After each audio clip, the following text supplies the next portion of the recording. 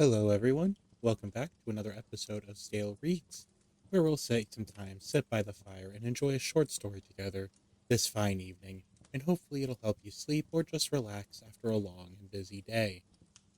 Today's story is going to be the $1 million or the £1 million banknote, published by Mark Twain in 1893. This should be about a 20-minute read, so go ahead, get comfortable, and I hope you enjoy. Let us begin. When I was 27 years old, I was a mining broker's clerk in San Francisco and an expert in all the deals of stock traffic. I was alone in the world and had nothing to depend upon but my wits and a clean reputation. But these were setting my feet in the road to eventual fortune, and I was content with the prospect. My time was my own off to the afternoon board, Saturdays, and I was accustomed to put it in on a little sailboat on the bay. One day I ventured too far and was carried out to sea. Just at nightfall, when hope was about gone, I was picked up by a small brig and was bound for London. It was a long and stormy voyage, and they made me work my passage without pay as a common sailor. When I stepped ashore in London, my clothes were ragged and shabby, and I had only $1 in my pocket. This money fed and sheltered me 24 hours. During the next 24, I went without food and shelter. About 10 o'clock on the following morning, seedy and hungry, I was dragging myself along Portland Place when a child that was stopping toward by a nursemaid, tossed a luscious big pear, minus one bite, into the gutter. I stopped, of course, and fastened my desiring eye on that muddy treasure. My mouth watered for it. My stomach craved for it. My whole being begged for it. But every time I made a move to get it, some passing eye detected my purpose, and of course I straightened up then and looked indifferent, and pretended that I hadn't been thinking about the pear at all.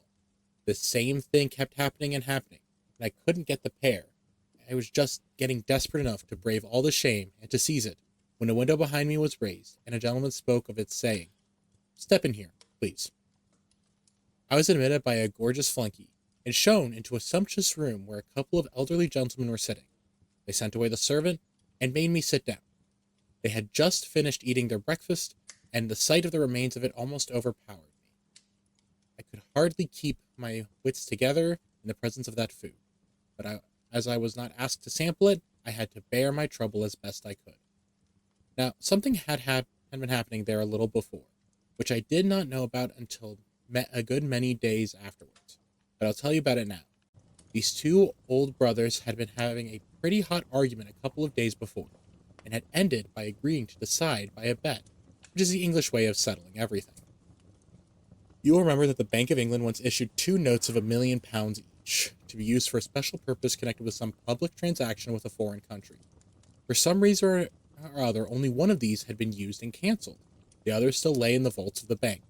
Well, the brothers, chatting along, happened to get to wondering what might be the fate of a perfectly honest and intelligent stranger who should be turned adrift in London without a friend, and with no money but that £1 million banknote, and no way to account for his being in possession of it. Brother A said he would starve to death. Brother B said he wouldn't. Brother A said he couldn't offer it at a bank or anywhere else because he would be arrested on the spot. So they went on disputing till Brother B said he would bet £20,000 that the man would live 30 days, anyway, on that million, and keep out of jail, too. Brother A took him up. Brother B went down to the bank and bought that. Just like an Englishman, you see, pluck to the backbone. Then he dictated a letter, which one of his clerks wrote out in a beautiful round hand, and then the two brothers sat at the window a whole day, watching for the right man to give it to. They saw many honest faces go by that were not intelligent enough, many that were intelligent but not honest enough, many that were both, but the possessors were not poor enough, or, if poor enough, were not strangers. There was always a defect, until I came along, but they agreed that I filled the bill all around, so they elected me unanimously, and there I was now, waiting to know why I was called in. They began to ask me questions about myself, and pretty soon they had my story. Finally, they told me I would answer their purpose. I said I was sincerely glad and asked what it was. Then one of them handed me an envelope and said I would find the explanation inside. I was going to open it, but he said no, take it to my lodgings and look it over carefully, and not to be hasty or rash. I was puzzled and didn't want to discuss the matter. I wanted to discuss the matter a little further, but they didn't. So I took my leave, feeling hurt and insulted to be made the butt of what apparently with some kind of practical joke, and yet obliged to put up with it, not being in circumstances to resent affronts from rich and strong folk. I would have picked up the pear now and eaten it before all the world, but it was gone. So I had lost that by this unlucky business, and the thought of it did not soften my feelings towards those men. As soon as I was out of sight of that house, I opened the envelope and saw that it contained money. My opinion of those people changed, I can tell you. I lost not a moment, but shoved note and money into my vest pocket and broke for the nearest cheap eating house. Well, how I did eat. When at last I couldn't hold any more, I took out my money and unfolded it, took one glimpse and nearly fainted. $5 million. Why, it made my head swim. I must have sat there stunned and blinking at the note as much as a minute before I came rightly to myself again. The first thing I noticed then was the landlord. His eye was on the note, and he was petrified. He was worshipping with all his body and soul, but he looked as if he couldn't stir hand or foot. I took my cue in a moment and did the only rational thing there was to do. I reached the note toward him and said carelessly, "Give me the change, please." He then was restored to his normal condition and made 1,000 apologies for not being able to break the bill, and I couldn't get him to touch it. He wanted to look at it and keep on looking at it. He couldn't seem to get enough of it to quench the thirst of his eye, but he shrank from touching it as if it had been something too sacred for poor common clay to handle. I said, "I am sorry if it is an inconvenience, but I must insist. Please change it. I have nothing else." But he said that wasn't any matter. He was quite willing to let the trifle stand over till another time. I said I might not be in this neighborhood again for a good while, but he said it was of no consequence. He could wait, and moreover, I could have anything I wanted, any time I choose, and let the account run as long as I pleased. He said he hoped he wasn't afraid to trust as rich a gentleman as I was, merely because I was of a merry disposition, and chose to play larks on the public in the matter of dress. By this time, another customer was entering, and the landlord hinted to me to put that monster out of sight. Then he bowed me all the way to the door, and I started straight for that house and the Rose brothers, to correct the mistake which had been made before the police should hunt me up and help me do it. I was pretty nervous, in fact, badly frightened, though of course I was no way in fault. But I knew men well enough to know that when they have given a tramp £1,000,000 bill, when they thought it was a £1, they are in a frantic rage against him instead of quarreling with their own nearsightedness, as they are.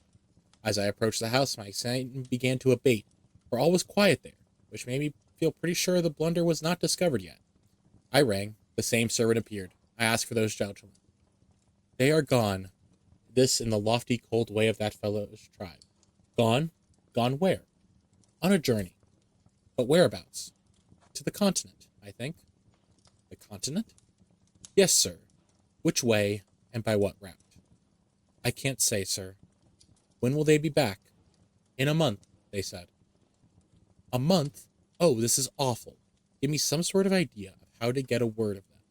It's of the last importance. I can't, indeed. I have no idea where they've gone, sir." "Then I must see some member of the family." "Family's away, too. Been abroad months, in Egypt and India, I think." "Man, there's been an immense mistake made. They'll be back before night. Will you tell them I've been here, and that it will keep coming till it's all made right, and they needn't be afraid?" "I'll tell them, if they come back, but I am not expecting them. They said you would be here in an hour to make inquiries. But I must tell you it's all right. They'll be here on time and expect you." So I had to give it up and go away. What a riddle it all was. I was like to lose my mind. They would be here on time. What could that mean? Oh, the letter would explain. Maybe. I had forgotten the letter. I got it out and read it. This is what it said.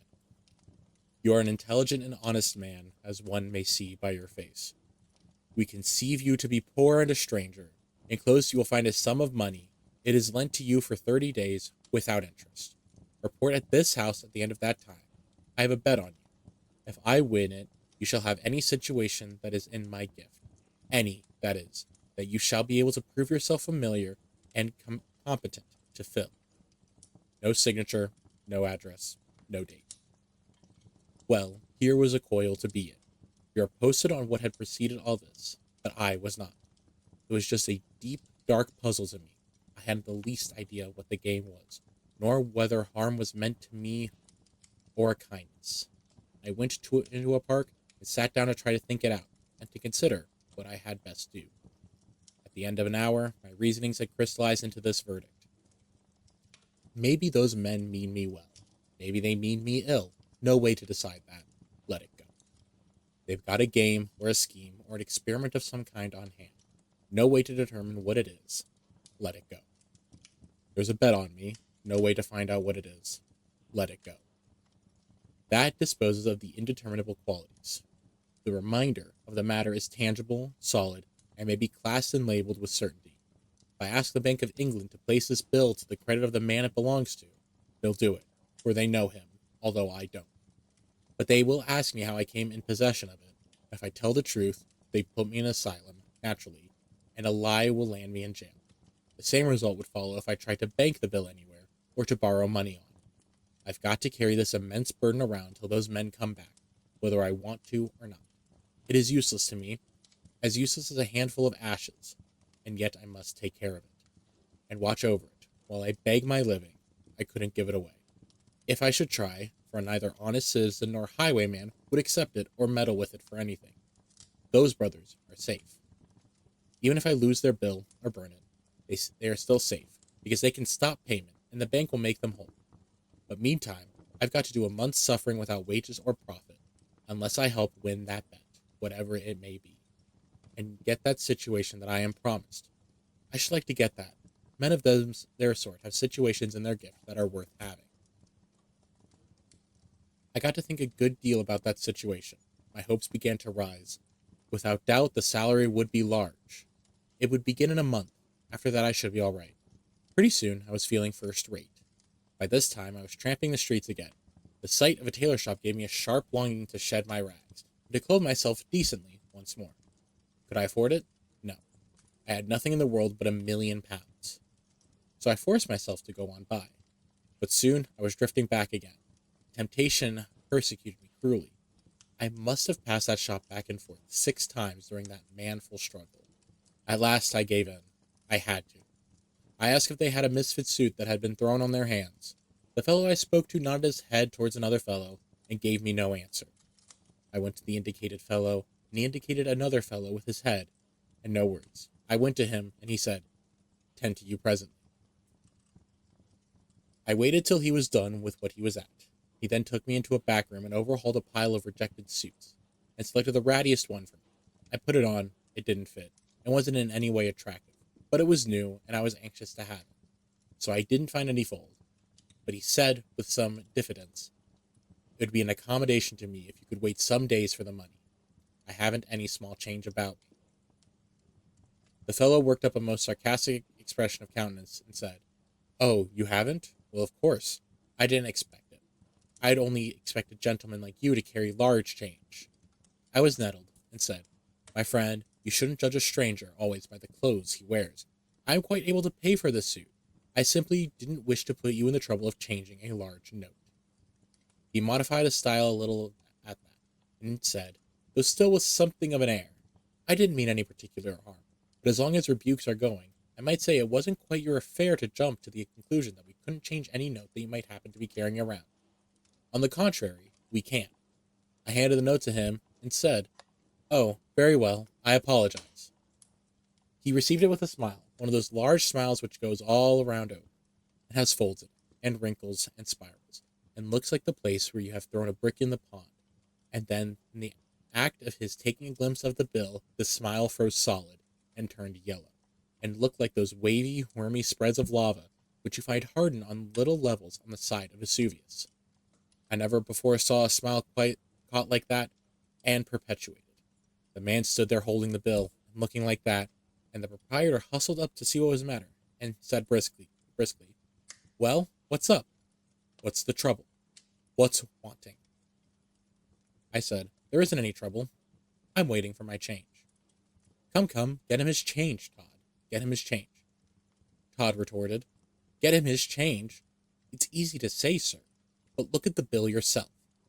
The proprietor took a look, gave a low, eloquent whistle, and made a dive for the pile of rejected clothing, and began to snatch it this way and that, taking all the time excitedly, and as if to himself, "Sell an eccentric millionaire such an unspeakable suit as that? Todd's a fool, a born fool, always doing something like this. Drives every millionaire away from this place, because he can't tell a millionaire from a tramp. and never could. Ah, here's the thing I'm after. Please get those off, sir, and throw them in the fire. Do me the favor to put on this shirt and this suit. It's just the thing, the very thing, plain, rich, modest, and just ducally nobby. Made to order for a foreign prince. You may have known him, sir. His Serene Highness, the Hospodar of Halifax. Had to leave it with us and take a mourning suit because his mother was going to die. Which she didn't. But that's all right. We can't always have things the way that is, the way they, were. Trousers all right. They fit you to a charm, sir. Now, the waistcoat. Aha, right again. Now, the coat. Lord, look at that now. Perfect. The whole thing. I never saw such a triumph in all my experience. I expressed my satisfaction. Quite right, sir. Quite right. It'll do for a makeshift, I'm bound to say. But wait till you see what we'll get up for you on your own measure. Come, Todd, book and pen. Get at it. Length of leg, 32 inches. And so on.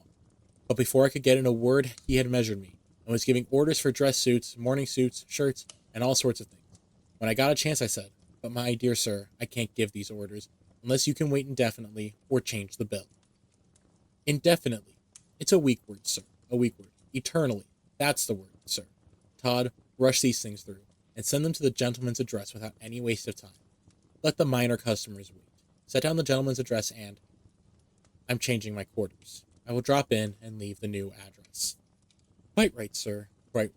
One moment. Let me show you out, sir. There. Good day, sir. Good day. Well, don't you see what was bound to happen? I drifted naturally into buying whatever I wanted and asking for change. Within a week, I was sumptuously equipped with all needful comforts and luxuries, and was housed in an expensive private hotel in Hanover Square. I took my dinners there, but for breakfast I struck by Harris's humble feeding house, where I had got my first meal on my £1,000,000 bill. I was the making of Harris. The fact had gone all abroad that the foreign crank who carried £1,000,000 bills in his vest pocket was the patron saint of the place. That was enough. From being a poor, struggling, little hand-to-mouth enterprise, it had become celebrated and overcrowded with customers. Harris was so grateful that he forced loans upon me and would not be denied. And so, pauper as I was, I had money to spend, and was living like the rich and the great. I judged that there was going to be a crash by and by, but I was in, now, and must swim across or drown. You see, there was just that element of impending disaster to give a serious side, a sober side, yes, a tragic side, to a state of things which would otherwise have been purely ridiculous. In the night, in the dark, the tragedy part was always to the front, and always warning, always threatening. And so I moaned and tossed, and sleep was hard to find. But in the cheerful daylight, the tragedy element faded out and disappeared, and I walked on air, and was happy to giddiness, to intoxication, you might say. And it was natural, for I had become one of the notorieties of the metropolis of the world, and it turned my head. Not just a little, but a good deal. You could not take up a newspaper, English, Scotch, or Irish, without finding in it one or more references to the best pocket £1,000,000 and his latest doings and sayings. At first, in these mentions, I was at the bottom of the personal gossip column. Next, I was listed above the knights, next above the baronets, next above the barons, and so on, climbing steadily as my notoriety augmented, until I reached the highest altitude possible, and there I remained, taking precedence of all dukes not royal, and of all ecclesiastes, except the primate of all England. But mind, this was not fame, as yet I had achieved only notoriety. Then came the climaxing stroke, the accolade, so to speak, which in a single instance transmuted the perishable dross of notoriety into the enduring gold of fame. Punch caricaturated me. Yes, I was made a man, now. My place was established. I might be joked about still, but reverently, not hilariously, not rudely. I could be smiled at, but not laughed at. The time for that had gone by. Punch pictured me all aflutter with rags, dickering with a beefeater for the Tower of London. Well, you can imagine how it was with a young fellow who had never been taken notice of before, and now all of a sudden couldn't say a thing that wasn't taken up and repeated everywhere. Couldn't stir abroad without constantly overhearing the remark flying from lip to lip. There he goes, that's him. Couldn't take his breakfast without a crowd to look on. Couldn't appear in an opera box without concentrating there the fire of 1,000 lorgnets. Why, I just swam in glory all day long. That is the amount of it. You know, I even kept my old suit of rags, and every now and then appeared in them, so as to have the old pleasure of buying trifles and being insulted, and then shooting the scoffer dead with a £1,000,000 bill. But I couldn't keep that up. The illustrated papers made the outfit so similar that when I went out in it, I was at once recognized and followed by a crowd, and if I attempted a purchase, the man would offer me his whole shop on credit before I could pull my note on him. About the 10th day of my fame, I went to fulfill my duty to my flag by paying my respects to the American minister. He received me with the enthusiasm proper to my case, upbraided me for being so tardy in my duty, and said there was only one way to get his forgiveness, and that was to take seat at his dinner party that night, made vacant by the illness of one of his guests. I said I would, and we got to talking. It turns out he and my father had been schoolmates in boyhood, Yale, students together, and always warm friends up to my father's death. So then he required me to put in at his house all the odd time I might have to spare. I was very willing, of course. In fact, I was more than willing. When the crash should come, he might somehow be able to save me from total destruction. I didn't know how, but he might think of a way, and maybe I couldn't venture to unbosom myself to him at this late date, a thing which I would have been quick to do in the beginning of this awful career of mine in London. No, I couldn't venture it now. I was in too deep. That is, too deep for me to be risking revelations to so new a friend, though not clear beyond my depth, as I looked at it. Because, you see, with all my borrowing, I was carefully keeping within my means. I mean, within my salary. Of course, I couldn't know what my salary was going to be, but I had a good enough basis for an estimate in the fact that, if I won the bet, I was to have my choice of any situation in that rich old gentleman's gift, provided I was competent. And I should certainly prove competent. I hadn't any doubt about that. And as to the bet, I wasn't worrying about that. I had always been lucky. Now, my estimate of the salary was 600 to 1,000 a year, say 600 for the first year, and so on up year by year, till I struck the upper figure by proved merit. At present, I was only in debt for my first year's salary. Everyone had been trying to lend me money, but I had only fought off the most of them on one pretext or another, so this indebtedness represented only £300 of borrowed money. The other £300 represented my keep and my purchases. I believe my second year's salary would carry me through the rest of the month if I went on being cautious and economical. I intended to look sharply out for that. My month ended, my employer back from his journey, I should be all right once more, for I should at once divide the 2 years' salary among my creditors by assignment, and get right to work. It was a lovely dinner party of 14, the Duke and Duchess of Shoreditch, and their daughter of Lady Anne Grace Eleanor Celeste, and so forth de Bone, the Earl and Countess of Newgate, Viscount Cheapside, Lord and Lady Blatherskite, some untitled people of both sexes, the minister and his wife and daughter, and his daughter's visiting friend, an English girl of 22 named Portia Langham, whom I fell in love with in 2 minutes, and she with me. I could see it without glasses. There was still another guest, an American, but I am a little ahead of my story. While the people were still in the drawing room, wetting up for dinner and coldly inspecting the latecomers, the servant announced, Mr. Lloyd Hastings. The moment the usual civilities were over, Hastings caught sight of me, and came straight with cordially outstretched hand, and stopped short when about to shake, and said with an embarrassed look, I beg your pardon, sir. I thought I knew you. Why, you knew me, old fellow. No, are you the best pocket monster? I am indeed. Don't be afraid to call me by my nickname. I am used to it. Well, this is a surprise. Once or twice I've seen your name coupled with the nickname, but it never once occurred to me that you could be the Henry Adams referred to. Why, it isn't 6 months since you were clerking away for Blake Hopkins in Frisco on a salary, and sitting up nights on an extra allowance, helping me arrange and verify the Golden Curry extension papers and statistics. The idea of your being in London, and a vast millionaire, and a colossal celebrity. Why, it's the Arabian Nights come again. Man, I can't take in it at all. Can't realize it. Give me the time to settle the whirl in my head. The fact is, Lloyd, you are no worse off than I am. I can't realize it myself. Dear me, it is stunning now, isn't it? Why, it's just 3 months today since we went to the Miners' Restaurant. No, the What Cheer. Right, it was the What Cheer. We went there at 2 a.m. and had a chop and coffee after a hard 6 hours grind over those extension papers. And I tried to persuade you to come to London with me, and offered to get you leave of absence for you and pay all your expenses, and give you something over if I succeeded in making the sale, and you would not listen to me.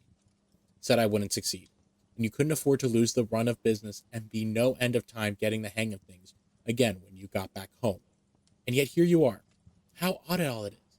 How did you happen to come, and whatever did give you this incredible start? Oh, just an accident. It's a long story. A romance, a body may say. I'll tell you all about it, but not now. When? The end of this month. That's more than a fortnight yet. It's too much of a strain on a person's curiosity. Make it a week. I can't. You will know why by and by. By the way, how is the trade getting along? His cheerfulness vanished like a breath, and he said with a sigh, You are a true prophet, Hal, a true prophet. I wish I hadn't come. I don't want to talk about it. But you must. You must come stop with me tonight, when we leave here, and tell me all about. Oh, may I? Are you in earnest? And the water showed in his eyes. Yes, I want to hear the whole story. Every word. I'm so grateful just to find a human interest once more. In some voice and in some eye, in me and affairs of mine. After what I've been through here, Lord, I could go down on my knees for it. He gripped my hand hard and braced up, and was all right and lively after that for the dinner, which didn't come off.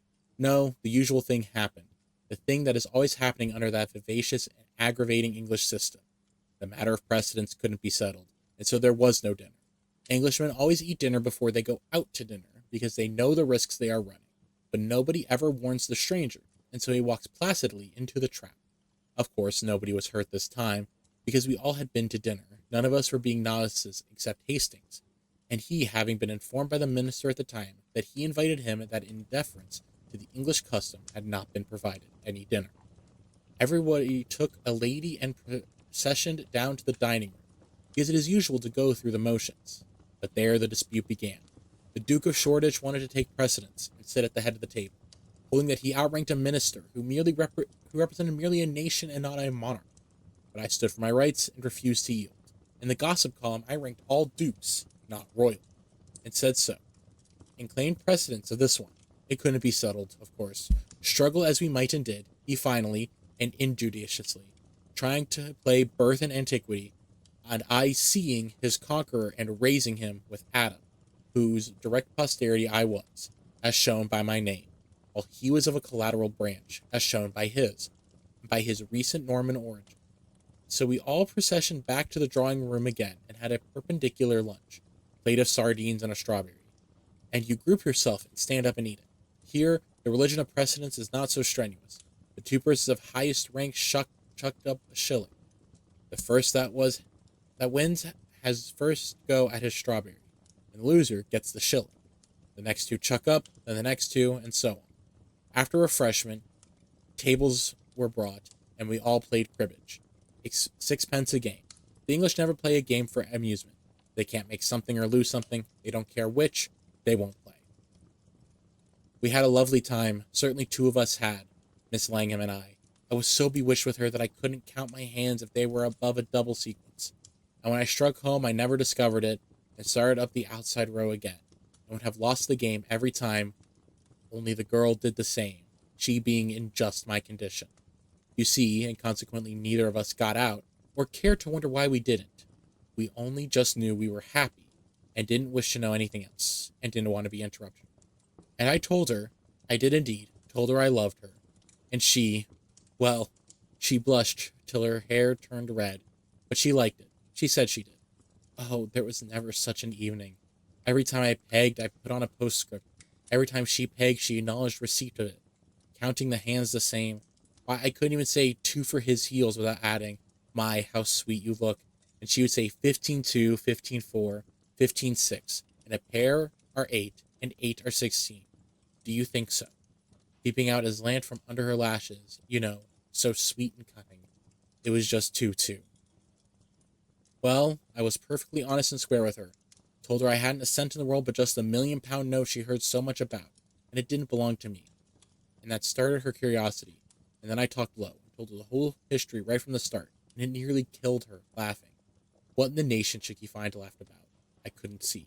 But there it was. Every half-minute some new detail would fetch her, and I would have to stop as much as a minute and a half to give her the chance to settle down again. Why, she laughed herself lame, she did indeed. I never saw anything like it. I mean, I never saw a painful story. A story of a person's troubles and woes and fears produces just that kind of effect before. So I loved her all the more, seeing she could be so cheerful when there wasn't anything to be cheerful about. Or I might soon need that kind of wife, the way things looked. I told her, of course, I told her we should wait a couple of years till I could catch up on my salary, but she didn't mind that. Only she hoped I would be as careful as possible in the matter of expenses, and not let them run the least risk of trenching on our third year's pay. Then she began to get a little worried, and wondering if we were making any mistake, and setting the salary on a higher figure for the first year than I would get. This was good sense, and it made me feel a little less confident than I had been feeling before, but it gave me a good business idea, and I brought it frankly out. Portia, dear, would you mind going with me that day, when I confront those old gentlemen? She shrank a little bit, but said, No, if my being with you would help hearten you. But would it be quite proper, do you think? No, I don't think that it would. In fact, I'm afraid it wouldn't. But you see, there's so much dependent upon it that... Then I'll go anyway, proper or improper, she said, with a beautiful and generous enthusiasm. Oh, I shall be so happy to think I'm helping. Helping, dear? Why, you'll be doing it all. You're so beautiful and so lovely and so winning that with you there I can pile our salary up till I break those good old fellows, and they'll never have the heart to struggle. Shoo! You should have seen the rich blood mount and her happy eyes shine. You wicked flatterer. There isn't a word of truth in what you say, but still I'll go with you. Maybe it will teach you not to expect other people to look with your eyes. Were my doubts dissipated? Was my confidence restored? You may judge this fact privately. I raised my salary to $1,200 the first year on the spot, but I didn't tell her. I saved it for the surprise. All the way home I was in the clouds, Hastings talking, I not hearing a word. When he and I entered my parlor, he brought me to himself with his fervent appreciations of my manifold comforts and luxuries. Let me just stand here and look my fill. Dear me, it's a palace. It's just a palace. And it had everything a body could desire, including cozy coal fire and supper standing ready. Henry, it doesn't merely make me realize how rich you are. It makes me realize to the bone, to the marrow, how poor I am. How poor I am, and how miserable, how defeated, routed, annihilated. Plague take it. This language gave me cold shudders. It scared me broad awake and made me comprehend that I was standing on a half-inch crust with a crater underneath. I didn't know I had been dreaming. That is, I had been allowing myself to know it for a while back. But now, oh dear, deep in debt, not a cent in the world, a lovely girl's happiness or woe in my hands, and nothing in front of me but a salary which might never, oh, would never, materialize. Oh, I am ruined past hope. Nothing can save me. Henry, the mere unconsidered drippings of your daily income would... Oh, my daily income. Here, down with this hot scotch and cheer up your soul. Here's with you, or... No, you're hungry. Sit down and... Not a bite for me. I'm past it. I can't eat these days. But I'll drink with you till I drop. Come. Barrel for barrel, I'm ready with you. Ready. Here we go. Now then, Lloyd, unreel your story while I brew. Unreel it? What again? Again? What do you mean by that? Why, I mean, do you want to hear it over again? Do I want to hear it over again? This is a puzzler. Wait, don't take any more of that liquid. You don't need it. Look here, Henry, you alarm me. Didn't I tell you the whole story on the way here? You? Yes, I. I'll be hanged if I heard a word of it. Henry, this is a serious thing. It troubles me. What did you take up yonder at the minister's? Then it all flashed on me, and I owned up like a man. I took the dearest girl in this world prisoner. So then he came with a rush, and we shook and shook and shook till our hands ached. And he didn't blame me for not having heard a word of a story which had lasted while we walked 3 miles. He just sat down then, like the patient good fellow he was, and told it all over again. Synopsized, it amounted to this. He had come to England with what he thought was a grand opportunity. He had an option to sell the Golden Curry extension for the locators of it, and keep all he could get over $1 million. He had worked hard, had pulled every wire he knew of, had left no honest expedient untried, had spent nearly all the money he had in the world, had not been able to get a solitary capitalist to listen to him, and his option would run out at the end of the month. In a word, he was ruined. Then he jumped and cried out. Henry, you can save me. You can save me. You're the only man in the universe that can. Will you do it? Won't you do it? Tell me how. Speak out, my boy. Give me 1 million and my passage home for my option. Don't refuse. I was in a kind of agony. I was right on the point of coming out with the words, Lloyd, I'm a pauper myself, absolutely penniless and in debt. But a white-hot idea came flaming through my head. I gripped my jaws together and calmed myself down till I was as cold as a capitalist. Then I said, in a commercial and self-possessed way, I will save you, Lloyd. Then I'm already saved. God be merciful to you forever, if ever I... Let me finish. I will save you, Lloyd, but not in that way, for that would not be fair to you after your hard work and the risks you've run. I don't need to buy mines. I can keep my capital moving in a commercial center like London. Without that, it's what I'm at all the time. But here's what I'll do.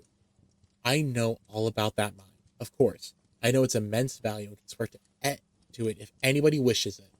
You shall sell out inside of that the fortnight for 3 million cash using my name freely, and we'll divide share and share alike. Do you know he would have danced the furniture to kindling wood in his insane joy and broken everything on the place if I hadn't tripped him up and tied him? Then he lay there perfectly happy, saying, I may use your name? Your name? Think of it. Man, they'll flock in droves, these rich Londoners. They'll fight for that stock. I'm a made man. I'm a made man forever, and I'll never forget you as long as I live. In less than 24 hours, London was abuzz. I hadn't anything to do day after day but sit at home and say to all comers, yes, I told him to refer to me. I know the man and I know the mine. His character is above reproach, and the mine is worth far more than he asks for it. In meantime, I spent all my evenings at the minister's with Portia. I didn't say a word to her about the mine. I saved it for a surprise. We talked salary, never anything but salary and love. Sometimes love, sometimes salary, sometimes love and salary together. And the interest the minister's wife and daughter took in our little affair, and the endless ingenuities they invented to save us from interruption, and to keep the minister in the dark and unsuspicious. Well, it was just lovely of them. When the month was up, I had $1 million to my credit in the London and County Bank, and Hastings was fixed in the same way. Dressed at my level best, I drove by the house on Portland Place, judged by the look of things that my birds were home again, went on toward the minister's and got my precious, and we started back, talking salary with all our might. She was so excited and anxious that it made her intolerably beautiful. I said, Dearie, the way you're looking, it's a crime to strike for a salary a single penny under 3,000 a year. Henry, you'll ruin us. Don't you be afraid. Just keep up those looks, and trust to me, it'll all come out right. So, as it turned, I had to keep bolstering up her courage all the way. She kept pleading with me and saying, Oh, please remember that if we ask for too much, we may get no salary at all, and then what will become of us, with no way in the world to earn our living? We were ushered in by that same servant, and there they were, the two old gentlemen. Of course, they were surprised to see that wonderful creature with me, but I said, It's all right, gentlemen. She is my future stay and helpmate. I introduced them to her and called them by name. It didn't surprise them. They knew I would know enough to consult the directory. They seated us and were very polite to me, and very solicitous to relieve her from embarrassment, put her as much to her ease as they could. Then I said, Gentlemen, I am ready to report. We are glad to hear it, said my man, for now we can decide the bet which my brother Abel and I made. If you have won for me, you shall have any situation in my gift. Have you the £1,000,000 note? Here it is, sir. And I handed it to him. I've won, he shouted, and slapped Abel on the back. Now what do you say, brother? I say he did survive, and I've lost £20,000. I never would have believed it. I've a further report to make, I said, and a pretty long one. I want you to let me come soon and detail my whole month's history, and I promise you it's worth hearing. Meantime, take a look at that. What, man? Certificate deposit for £200,000? Is it yours? Mine. I earned it by 30 days of judicious use of that little loan you let me have, and the only use I made of it was to buy trifles and offer the bill in change. Come, this is astonishing. It's incredible, man. Never mind, I'll prove it. Don't take my word unsupported. But now Portia's turn was come to be surprised. Her eyes were spread wide, and she said, Henry, is that really your money? Have you been fibbing me? I have indeed, dearie, but you'll forgive me, I know. She put up an arch pout and said, "Don't be so sure. You are a naughty thing to deceive me so." "Oh, you'll get over it, sweetheart. You'll get over it. It was only fun, you know. Come, let's be going." "But wait, the situation. You know, I want to give you the situation," said my man. "Well," I said, "I'm just as grateful as I can be, but really I don't want one. But you can have the very choicest one in my gift." "Thanks again, with all my heart, but I don't even want that one." "Henry, I'm ashamed of you. You don't half thank the good gentleman. May I do it for you?" "Indeed you shall, dear, if you can improve it. Let's see you try." She walked to my man, got up in his lap, put her arm around his neck, and kissed him right on the mouth. Then the two old gentlemen shouted with laughter, but I was dumbfounded, just petrified. As you may say, Portia said, "Papa, he has said you haven't a situation in your gift that he'd take." And I feel just as hurt as, "My darling, is that your papa?" "Yes, he's my step-papa, and the dearest one that ever was. You understand now, don't you, why I was able to laugh when you told me at the minister's, not knowing my relationships. What trouble and worry Papa's and Uncle Abel's scheme was giving you." Of course I spoke right up, without any fooling, and went straight to the point. "Oh, my dearest dear sir, I want to take back what I said. You have got a situation open that I want." "Name it." "Son-in-law." "Well, well, well, but you know, if you haven't ever served in that capacity, you of course can't furnish recommendations of a sort to satisfy the conditions of the contract. And so, try me, oh do, I beg of you. Only just try me 30 or 40 years, and if— Oh, well, all right, it's but a little thing to ask. Take her along." Happy. We two? There are not words enough to the unabridged to describe it. And when London got the whole history a day or two later of my month's adventures with that banknote, and how they ended, did London talk and have a good time? Yes. My Portia's papa took that friendly and hospitable bill back to the Bank of England and cashed it, and then the bank cancelled it and made him a present of it, and he gave it to us at our wedding, and it has always hung in its frame in the sacredest place in our home ever since, for it gave me my Portia. But for it could not have been remained in London, would not have appeared at the minister's, never should have met her. And so I say, yes, it's £1,000,000, as you see, but it never made but one purchase in its life, and then got the article for only about a 10th part of its value.